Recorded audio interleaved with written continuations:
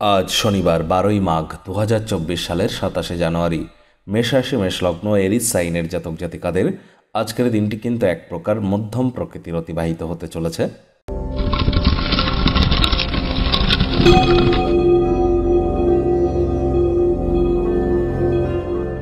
ভিডিওটির শুরুতেই আপনারা দেখতে পাচ্ছেন শনি মহারাজের বীজ মন্ত্র ওম প্রাং প্রিং প্রং শনিশ্চরায় নমঃ।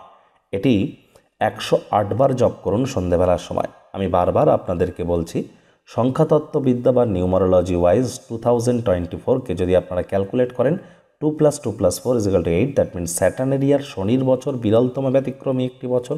এবছর 5টি গ্রহণ হবে।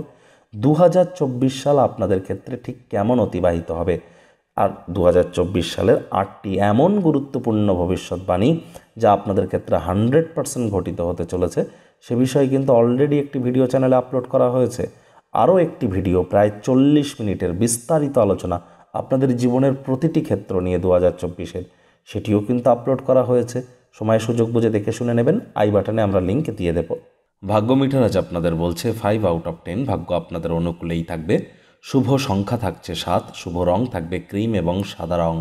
আজ কায়িক পরিশ্রম হলেও শরীর মনে সতেজতা এবং তরতাজাই আপনারা অনুভব করবেন। যদি নেগেটিভ এনার্জি বা নেগেটিভ থিঙ্কিং থেকে আপনারা দূরে থাকতে পারেন। অর্থগত ব্যাপারে আয় ইনকাম তো আজ আপনাদের বাড়বেই, তবে খরচও কিন্তু একটু বাড়তে চলেছে। পরিবারের সেই সমস্ত সদস্যদের থেকে দূরে থাকুন যারা টাকা পয়সা ধার তো নেয় কিন্তু সময় মাফিক অর্থ পরিশোধ করে না। আজ আয় ইনকাম বাড়লেও খরচও বাড়বে, এজন্য সঞ্চয়ে ঘাটতি পড়তে পারে। নতুন উদ্যোগ পরিকল্পনার পাশাপাশি নতুন নির্মাণ কার্যকে পিছিয়ে দেওয়াটাই বেটার। চাকরিজীবী যারা আছেন, অফিসে কম কথা বলে কাজ বেশি করুন, মনের থেকে মস্তিষ্ককে বেশি দাম দিন।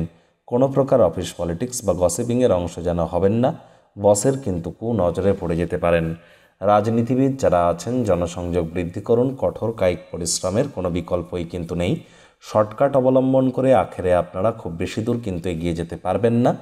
শিক্ষার্থী বিদ্যার্থীদের পড়াশোনায় মনোযোগ আরও বৃদ্ধি করতে হবে।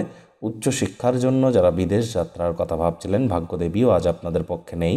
আজ আপনাদের সন্তান সন্ততি থেকে থাকলে তাদের এদিকে কঠোর সজাগ দৃষ্টি বজায় রাখুন। অসৎ সঙ্গে কিন্তু চলেই যেতে পারে। চোখে চোখ রেখে খুব ইজিলি মিথ্যে কথাও বলে দিতে পারে। প্রেমিক প্রেমিকা, স্বামী স্ত্রী রূঢ় বাক্যের প্রয়োগ, অশ্লীল ব্যবহার যেন করবেন না। তৃতীয় কোনো ব্যক্তিকে সম্পর্কের মধ্যে যেন প্রবেশ করতে দেবেন না। সম্পর্কের দুর্বলতা আরও বেড়ে যেতে পারে। আজ পরিবার পরিজন, নিকটের স্থানীয় ব্যক্তিবর্গ, বন্ধু স্বজনদের সাথে কোয়ালিটি টাইম পাস করুন। আর্থিক লেনদেন করা থেকে বিরত থাকুন। আজ অবশ্যই হুটহাট করে কিন্তু রেগে যেতে পারেন, তবে মনে রাখবেন রাগ কিন্তু স্বল্প পাগলামির একটি রূপান্তর মাত্র।